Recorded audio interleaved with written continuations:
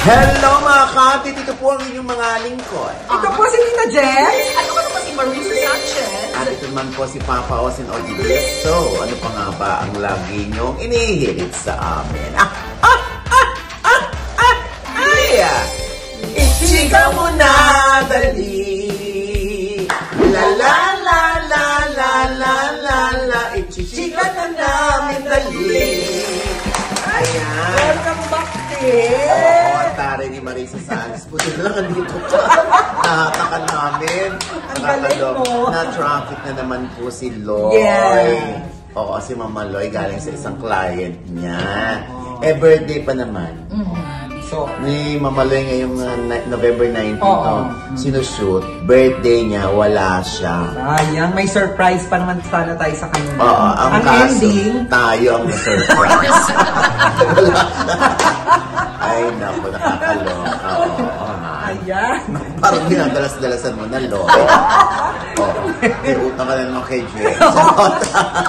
Anyway, naku, Diyos ko, tuloy-tuloy pa rin po tayo. No? Kahit kulang tayo. Maraming salamat, Marisa. Siyempre, Sa pakikiisa mo sa amin, ha? O, anyway. Kailangan ko rin kayo. Hindi, ipopromote ito mamaya. Mamaya mo na i-promote. Promo na rin lang naman ang pinag-uusapan natin, ano? Malapit ang Rohan. Yes, Kailan? yes. Sa Friday, sa Netflix, sa 21, November 21. Alam mo, pinanonood ko kasi yung What Lies Beneath. Ay, apakaganda. Ang uhusay ng mga artista talaga. Grabe. Alam mo talagang ang ABS-CBN Studios, pagdating sa paggawa ng mga teleserye, hindi sila nagpapahuli sa mga Hollywood making, no? Nakakaloka. Talagang, Diyos ko, parang invested na ako dun sa What Lies Beneath. Oo, Diyos ko. At ito naman, yung Roha, yes, umatit ako. Nanood ako ng 3 episode nila na, ay, ang ganda rin. Talagang aabangan din na. Oo. At kasabay nga niyan, di ba, lumabas yung mga litrato kung saan nagkaroon ng workshop pagdating sa fight scenes, sa mga action scenes, itong dalawang bida. Yes. Pati paghawak ng baril, Pati paghawak ng baril, itong si Donnie Pangilinan at si Kyle Echari, no? At ando si Coco Martin, talagang binigyan ng panahon ni Coco Martin, ha? At saka si Jake Cuenca, na napakahusay sa What Lies Beneath. Oo, nag-iiba yung itsura, no? Nakakatakot. Oo, pero alam mo, yan ang dalawa sa mahuhusay na artista, no? Si Jay Cuenca, na talaga naman pag merong karakter, inaaral niya yon at iba. Hindi mo mararamdaman si Jay Cuenca. Habang si Jay Cuenca, nandun si Batang Quiapo, di ba? Oo. Kaya andun din si Coco Martin, tuturo siya. O, diba? Eh, ba't ba sila nag-workshop sa mga action scenes? Eh nga, obviously, dahil isang action serye din itong, Roha. Yes. O, kasi nabalitaan ko just recently, no, na parang nakukulangan yung management sa liksi ng katawan ni Kyle at ni Donnie. Oo, parang hindi mo ma-feel yung na sila yung action star. Kaya siguro yan ang ending. Pinag-workshop kay Coco kung paano humawak ng baril, kung paano parang karate, arnis, parang gano'n. Mixed martial arts. May gano'n kasi doon na eksena nag-mixed martial arts sila. Tsaka yung, tawag doon, yung parang batuta. Arnis ba? Arnis. Yes, may gano'n din sila. Grabe yung, batuta. Grabe sa arnis. Pagtaan. At saka yung batuta. Oo nga. Hindi, arnis. May arnis din doon. Malipasa, hinapasampas ka na ng mga batuta. Hindi, nakalimutan ko na. Hindi, may eksena kasi doon na nag-arnisan si Donnie Pangilinan at si Kyle Echari. Ang ganda rin ang eksena doon. Tapos, baril din. May mga baril din sila. Anyway, sa presensya naman at sa pagtuturo naman ni Jake at ni Coco sa dalawang bida ng Roa, I'm sure liliksi na ang kanilang mga kilos. Oo, kasi yun nga daw ang medyo na tatabangan sila. Eh, mga bata pa kasi. Hindi naman. Pag bata yan, alam mo, ito nang lagi ko sinasabi, pag yung mga bata, lalo na mga bida, no, dapat nag-i-immerse kayo sa inyong character. dapat kung ano yung requirement sa inyo bilang aktor, hoy, may action scenes dito, aral nga ako bago mag-shoot. In other words, ginagawang assignment. Prior to the shoot. First shooting day. Para, di ba, parang si Jay Cuenca, di ba? Ready. Yung role niya sa Delivery Rider doon sa Netflix with Baron Geister, di ba? Ayos Sumabayan lolo mo. Tsaka yung sa Batang Quiapo, iba din. Iba rin. Tapos ito nga sa What Lies Beneath, Iba din. Iba-ibang characterize. Oo, kaya Diyos ko, tapos si Coco pa, imagine mo, naisingit sa schedule ni Coco. No. Sa sobrang busy niya, nakatulad ng kasing busy mo. Parang nanunumbat. Hindi naman. Hindi. Sinasabi ko lang na kung busy si Coco, paano ka pa? Wow. Ka-level ni Coco. Hindi kasi hindi naman manager si Coco. Ay, ayan. Anyway, ayan, basta ha, yan ang ating abangan, yung liksi at bilis ng mga bida ng Roja. Pagkatapos silang matutunan ito, kina Coco at Jake. Hindi lang sila, pati si Maymay, na-train din. Talaga? Pero dito sa 3 episode na pinanood ko, hindi pa pinakita ni Maymay. Pero naikwento niya na ipapakita niya sa mga susunod na episode. Wow! May iba rin siyang ipapakita doon. Kung si Donnie at si Kyle nag-arnis, iba naman daw yung hawak niya rin. Anong hawak niya? Parang kutsilyo ata. Nag-train din siya. Dati naalala ko, nagpapakita ng wetcha may si Jex. Anong wetcha mo? Yung puwet niya lang siya nagpapakita ng puwet. Pero hindi ko tinraining yun. Oo, yung usain. Hindi, eto nga kasi, di ba? Kaya huminto na rin si Jex sa pagpapakita ng wetcha may. Kasi nga, di ba, na-prank na, ninaloka siya. Iyak nang iyak. Ito, panoorin mo, Marisa.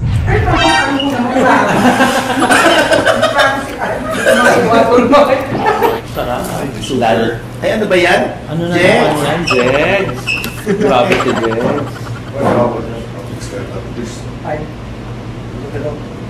Kailan to eh. Nag-ano lang po kami.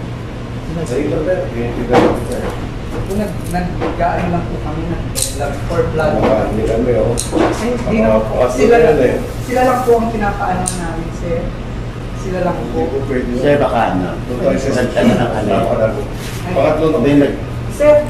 Ano? Huwag na. Sasama na lang ako kayo ng ayos. Mga posas. Huwag ko kayo lumiyak. Bawal ang ulo. Alam mo, ngayon ko lang ulit napanood yan. Hindi ko nga pinapanood yan. Parang bumabalik yung takot ko dyan. Pero papa ko, ang payat. Envy skin ni Kiwerte naman ang buto. Envy skin. Purihin mo naman ako. Ako din. Ang payat ko din. Envy skin. Purihin mo rin ako. Hindi ko sinabi hawakan mo ako. Na ang payat ko din. Diyos ko, grabe, nakadalawang cup ka ng rice. Hindi, sobra ka 1.5 lang. Grabe ka sa akin. 2 cup tsaka half chicken. Half chicken. Uy, masarap kasi. Ay, nako. Eto na nga, nakakaloka. Ano ba naman to? Tinan mo yan, ha?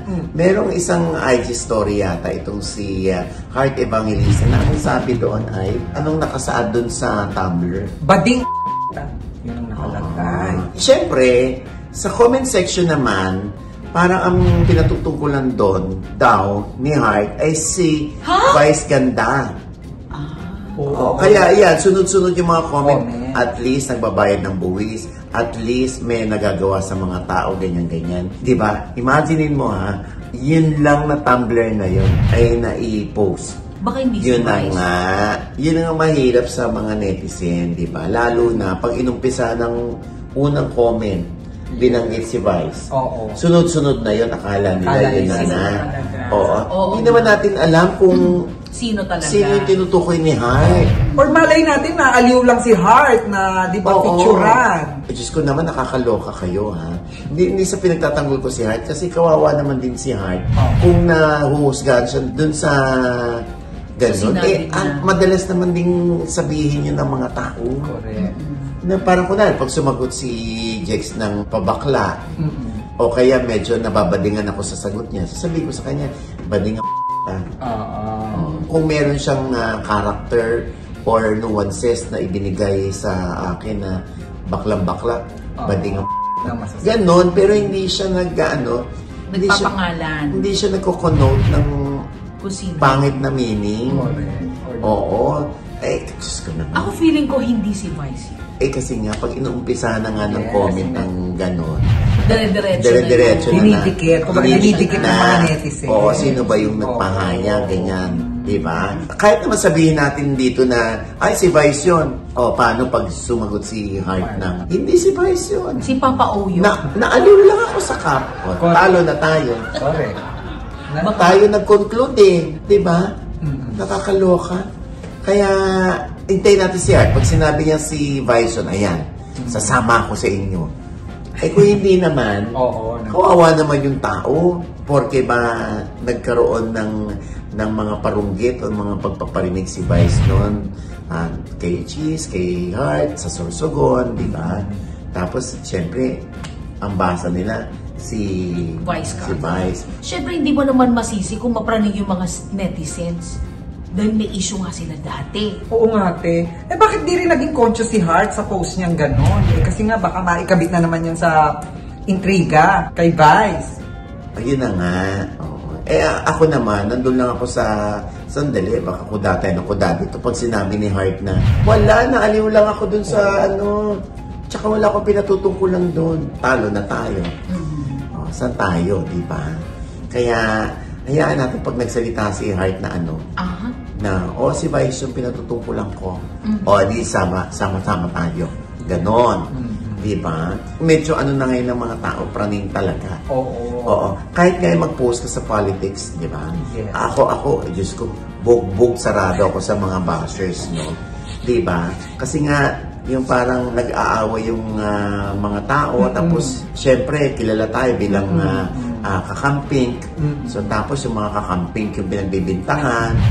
Kala ko ba para sa transparency at accountability kayo? Bakit parang nananahimik kayo?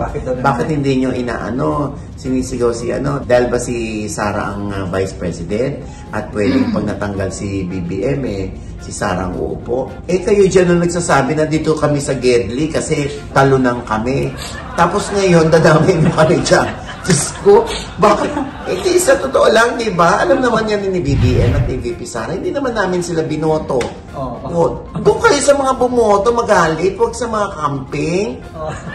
Talo na nga kami, di ba? Ba't nadadamay pa kami dyan? Nakakaloka talaga. Usapan daw yan ng mga nanalo. Di usapan. Di kayo mag-usap. Di ba? Diyos ko naman. Mga nanalo kayo At saka, nananahimik ka talaga, te. Di ba nananahimik ka sa Canada? Anyway, nakakaloka itong nangyari kay Abad. Ay, bakit? Ano nangyari sa kanya? Si Kay Abad ay, yun na nga, yung nagbakasyon sila sa Las Vegas. Tapos iniwan niya sandali sa kotse yung bag. Sa Las Vegas? Para kumain. Pagbalik niya, wala na yung bag. Andun yung 2 passport. At saka ibang IDs. 1 hour lang sila nawala. Kumain. Kaya ayun, parang very memorable sa kanya din. Andun siya sa presinto. Sa Las Vegas? Ulit tayo, ha? Pwede natin ibahin sa San Francisco. Hindi kasi malayo. Hindi ako magtataka kung Italy, Egypt, ganyan. Mawawala ka. Pero Las Vegas, hindi siya known na place para mawalan ka. Siyempre sa lahat naman ng lugar, yan talagang timingan yan, tsaka tsempuhan talaga. Siyempre sabi nga naman ni Kay, at least daw, wala sila doon ng pamilya niya, safe yung pamilya niya, kaya mag-iingat na sa mga bukas kotse gang. Lalo na sa Sanfo. Diyos ko, na-experience ng mag-iina ko, Diyos ko, buti na lang. Yung sasakyan nila, binasag. Buti na lang, dala ni Maring Georgette mo yung mga passport nila lahat. Yung pa naman na mayroon pag-passport ang nawala. Nasa ibang bansa ka. Nakakaloka. At ito pa isang balita. Ano yan? Eto.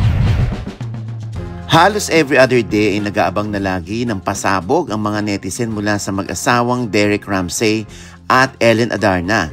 Nito ngang huli ay feeling ng ilang netizen ay na-trigger si Ellen nang mabasa nito ang IG story ni Derek na marriage has 6 stages but most couples give up at stage 3. Tinukoy nga doon ni Derek ang stage 3 which says, the frustration stage, this isn't what I signed up for. Arguments sting deeper. Doubts creep in and you wonder if you chose the wrong person. Dahil dito, ang mga netizen na rin ang nag-compile ng IG stories ni Ellen bilang sagot kay Derek at sa sagot ng aktor sa isang netizen sa comment section na, for your information, I never cursed my wife, ma'am. Ellen and I would always prank each other and we never got mad at each other. Kaya ang ginawa naman ni Ellen, naglabas ng mga recorded argument nila ni Derek para kontrahin ang sinabi ni Derek doon sa isang netizen. Ito ang sunod-sunod na IG stories ni Ellen. Napakadubag mo, puro ka lang salita. Yan ang problema sa'yo.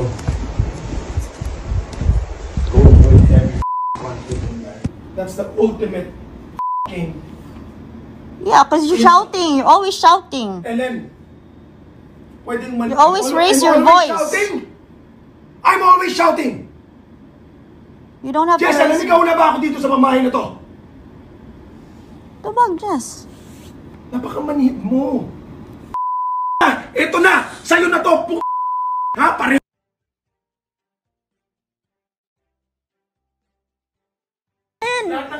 Diba, I told you I was quiet because why was she so worried about the things when the house is falling Maybe because off? that means something Oh, to her. okay. Kasi ang problema sa'yo, everything is an object that can be replaced. So sabihin mo sa akin, pareho kami? Sabihin mo, tignan mo mangyayari dito. Sabihin mo! Hindi mo masabi. I wish you could look at yourself in the mirror and see how you are. You're too cool. You're the Ano ba ng mga boss mo? Puta, puro ka pasisira sa akin. Grabe, ang sarap ng pakiramdam. Ang taong mahal mo, walang magsabing maganda tungkol sa'yo. Pareho pala kami, bakit mo ako pinakasalan? Puta.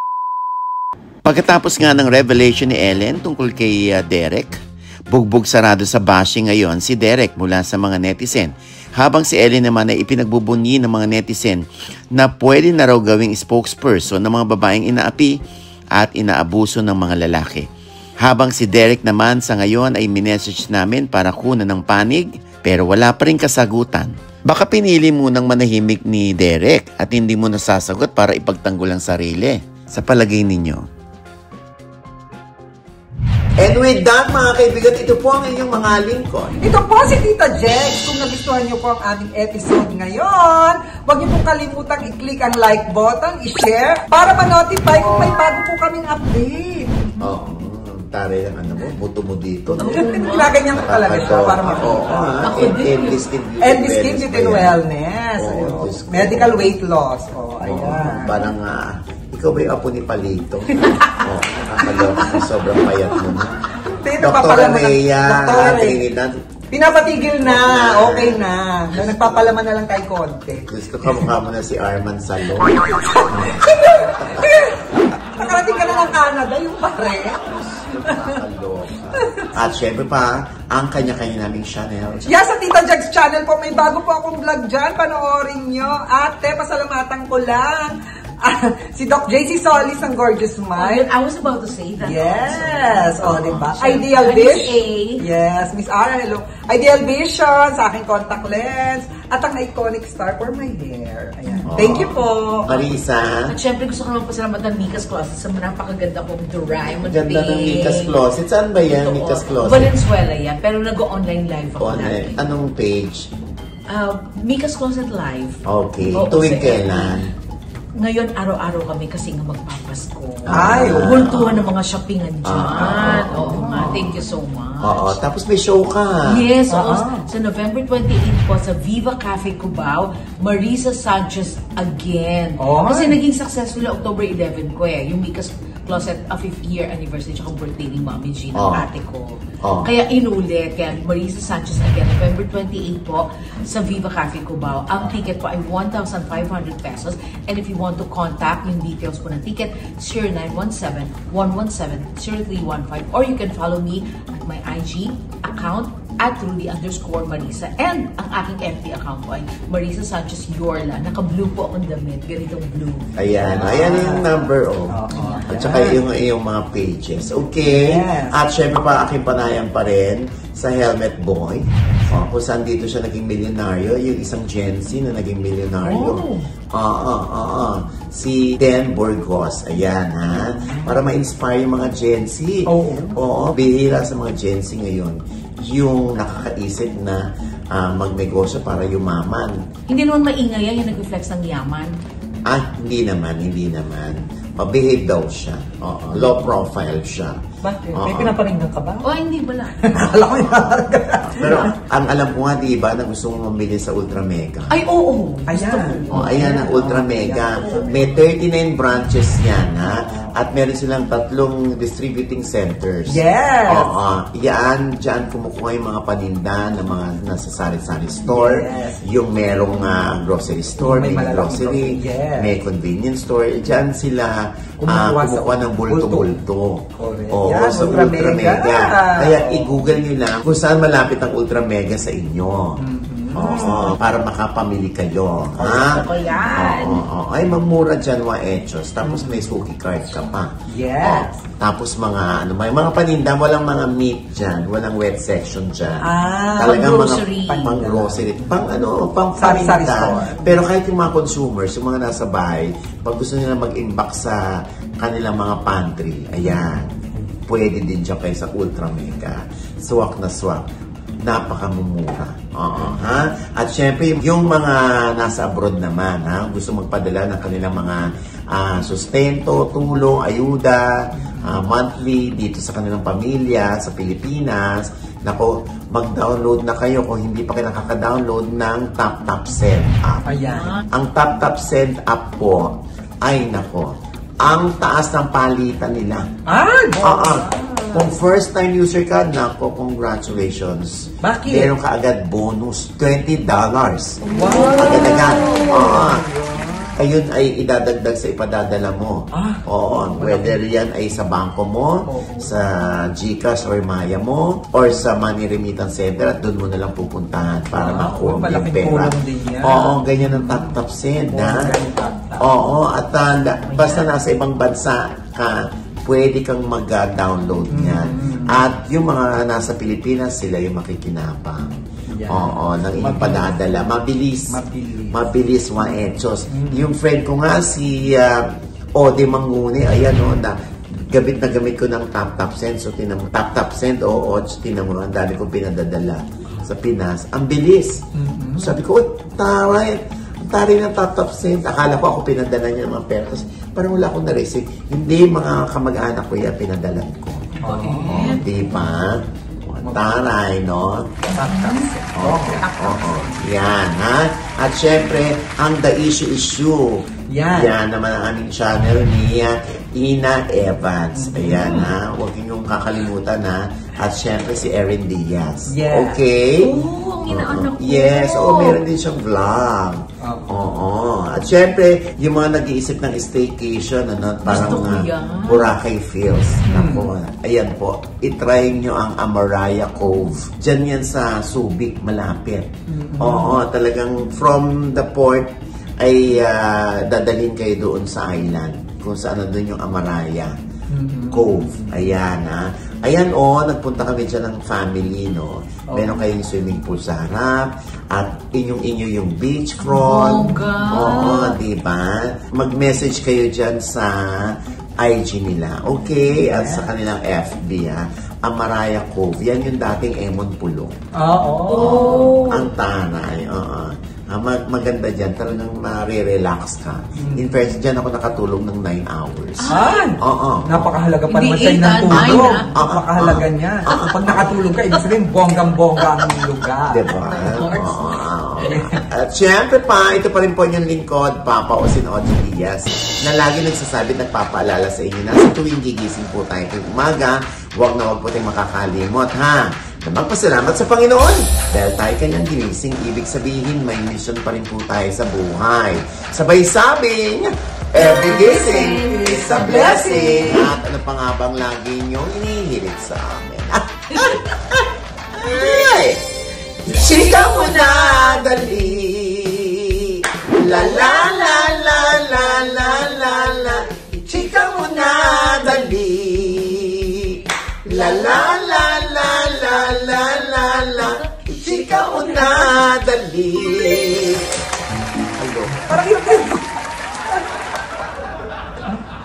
Tanggal mo ang baterya. May mga nagtatanong kung singer ka raw ba talaga o komedyante ka lamang. Ano ba? Lahat. Singer, comedian, multifaceted, Miss Marisa Sanchez. Pasalubon mo naman kami isang awitin. Ay, anong awitin? Aawitan kita. Ay, maganda yung kanyang lahat nagagawa niya yung boses, nagagaya niya. Kaya pamanood kayo sa kanya. Sa November 28. Sa Viva Cafe. Yeah. Thank you, Papa O. Papa O. Oh. Na-miss ko to. Ang alin? Ito. Ang landi. Pumasok ka ba? Yan ang sinasabi ko eh. Ito pang maliga.